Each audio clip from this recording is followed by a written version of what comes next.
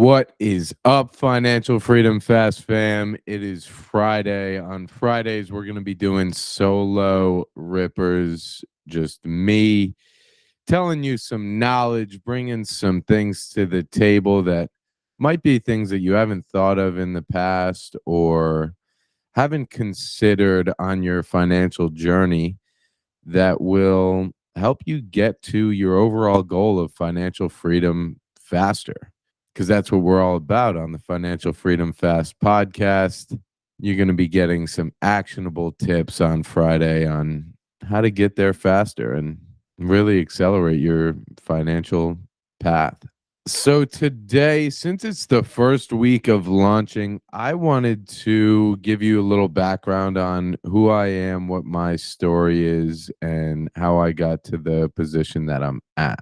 So where I'm at right now, I am 25 years old. I've built up a rental portfolio that makes me right around $7,000 a month, passively net cash flow, and I quit my job around 4 months ago, and I live off of that cash flow. There's some other things that gave me the confidence instead of the 7,000 passive that gave me the confidence to actually be able to quit my job. And that includes a cash reserve that I want to have for myself. But we will get to that at the end of this podcast. So let's start it off. Where did I start my financial journey? I was, let's call it, when I was 5 or 6 years old. I I always wanted to save a lot of money. I always wanted to see money and have money grow. So I saved up $100. I thought $100 was the most money that you could make. I didn't think there was anything higher than 100 because honestly, I could only count to 100. I could only count to 100. So that's all I thought there was. So once I saved up $100, I was probably 5 or 6 years old. That was from like whatever. I get a gift from grandma every now and then, 20 bucks here, $5 there. And I saved up $100, thought that was it. I was as rich as my parents. I'm good for the rest of my life and figured out things after that. That's not the most money that you can make more. So I've always been interested in money.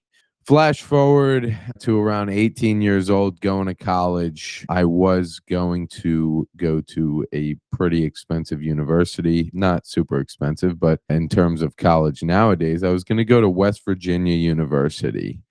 And I was going to go there. I was going to party with my friends, have fun, do all that stuff. And it was around $45,000 a year.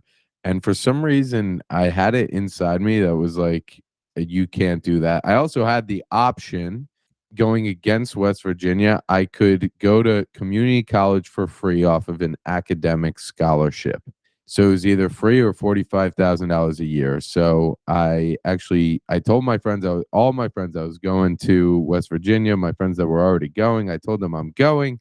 And then I took back my decision and went to community college.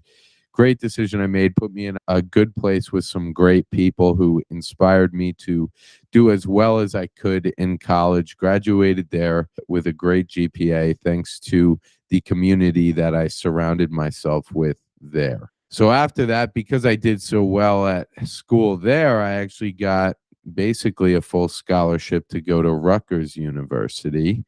And I also got into NYU, New York University, with Stern Business School. So now it was with no scholarship. So now it was $80,000 a year versus zero. And I actually had trouble with that. My grandma was like, you should go there. You should go there. It's such a name brand university. It'll be so good for you. But I decided against it. I went to Rutgers, met some other awesome people, had some great experiences, partied a lot, still did really well in school, still motivated from what my friends in community college had set into my mind. So after that, graduated school, still financially minded. I found a job that I could make around 50. I was making $55,000 a year with that. It was close to the city in a town called Hoboken, New Jersey. Very expensive rent there. So I did not want to pay that rent. I slept on my cousin's couch for a while, probably around 5, 6 months, and came to a point where my girlfriend at the time broke up with me. I'm only making 55,000. I'm sleeping on a couch, and I wanted to get off that couch. So I started reading about financial literacy. I read a book called Rich Dad Poor Dad, a bunch of other real estate books. Rich Dad Poor Dad put me onto real estate, and I got into real estate. From there, I went and I bought a 4 unit building. That is actually the building I'm doing this podcast from now. I live in my own separate apartment. It's basically a big 4 unit brick block apartment building. I live in one apartment and I rent out the other 3 apartments. This building alone, my costs on this monthly are $2,104. Actually, throw in the water bill. So it's around $2,200 a month are my costs on this place. I live in my apartment for free and I rent out the other apartments for I think like 3,600 or 3,700 bucks. So do the math, it makes around like 1,400 bucks a month, and the place is brand new, so there's not a lot of repair costs that I really run into. I don't pay any other utilities here. So this building gave me an amazing financial start. This is called house hacking, what I do here. So then from there, I saw the financial viability of being able to build cash flow pretty significantly from buying real estate. And let me actually jump it back. So, right out of college, I actually went on a European trip. That was about a month or so. That European trip cost me around $5,000. So, when I came back from this, I found myself in the position like, if I can figure out a way to make $5,000 a month, that's all I need. I could literally go travel the world and do whatever I want. So even if I just if I saved up $60,000, which is $5,000 times 12 months, that would buy me 12 months of traveling. So it was either build up a cash reserve or build up passive income. And as I literally just saw by buying this 4 unit building, I knew that I could make $1,400 with one building. So this seems like the easy and smart way to do things. So after that, I used this 4 unit building as like a resume almost for other investors that were willing to work with me. Found a great partner that was willing to go in and buy some duplexes with me in the area. I have since bought him out of those, but those duplexes, they each make me around $1,000 a month or so. And that's you find all these deals by learning, being able to do analysis and find really great deals. So I bought those with my partner. I bought some other buildings with my partner that I actually sold off. And my goal is never really to sell things. It's more to build up my cash flow so I can live off of it. So then I started actually buying buildings by myself. I bought a single family building. I bought that for 65,000 and it appraised for 140,000. I also bought another single family. I bought for 53,000. It appraised for 140,000, and those buildings need no work. So right off the bat, I was already in a great position by having a lot of equity built up in these properties. And how was I able to buy these? I was doing something called the Burr method without. So Burr is you buy a place, you renovate it, you rent it out, and because you renovate it, the value goes up. So then you can do something called a refinance and basically get all your cash back out that you put into that building.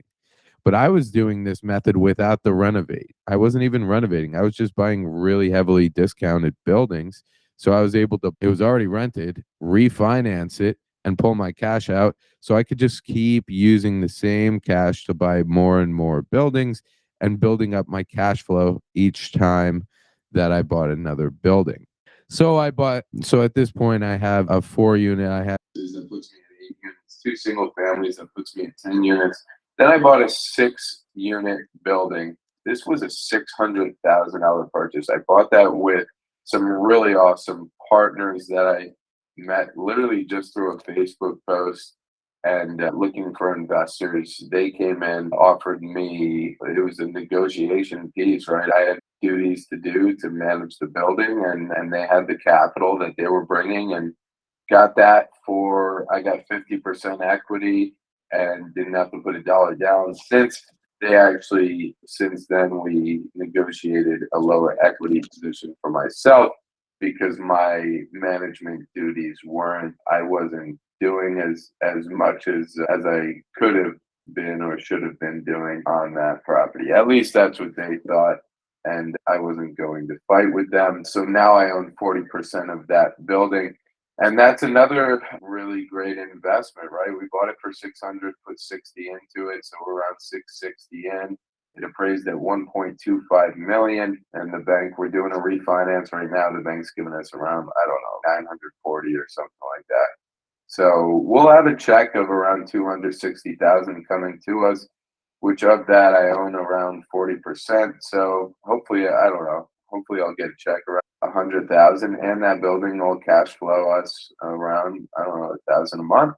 And right now I am also in another building. But all in all, my properties are making me right around 7 grand. And that's actually the gross cash flow. My net, I don't run into a lot of expenses. I have insurance on basically every single thing in my property. So even when the plumbing bursts, I can get that repaired for basically no money out of my pocket because I have insurance on all of it. So with reserves in place, things like that, taking money out every month, I probably make like 5,400, 5,200 a month, which is fine for me to live off of. I live pretty low cost, around 3,200 a month is what I spend. I track all of that in mint.com. And yeah, so now I'm like, I quit my job and I just do whatever. Literally today, I woke up and I actually got out of bed, I did some meditation, did some yoga, went for a walk with my dog. It's now 1:40 and I decided to film this.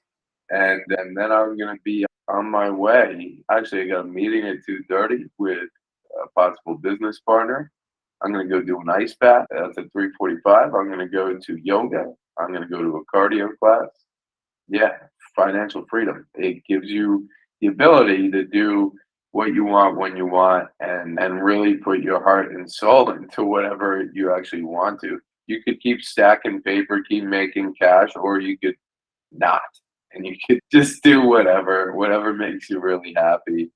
And yeah, so that's my story. I appreciate you guys listening. I will have more of these every single Friday, different tips, things like that. Today was just to get to know me. If you guys have questions, reach out to me. My Instagram is at Matt Amabile. My Facebook is Matthew Amabile. That's spelled Mattamabile. And yeah, guys, I'm really happy to be on this journey and to have you guys following me. And any questions you have, please reach out. Really looking forward to getting to know you guys when you reach out, guys and gals. And yeah, everybody have a great day. And bye-bye.